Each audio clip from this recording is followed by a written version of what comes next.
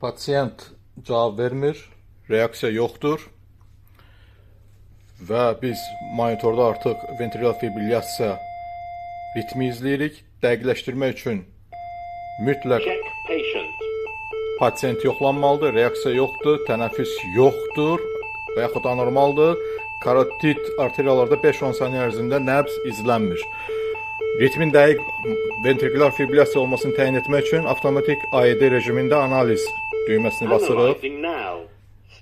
Pasientdən uzağa dururuq, hərəkət etmirik, hərəkət etdirmirik, analiz səhv göstərə bilər. Şok məsləhət görülür, yüklənir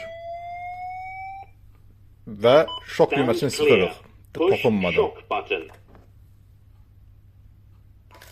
Şok sıxıldı. CPR başlanır.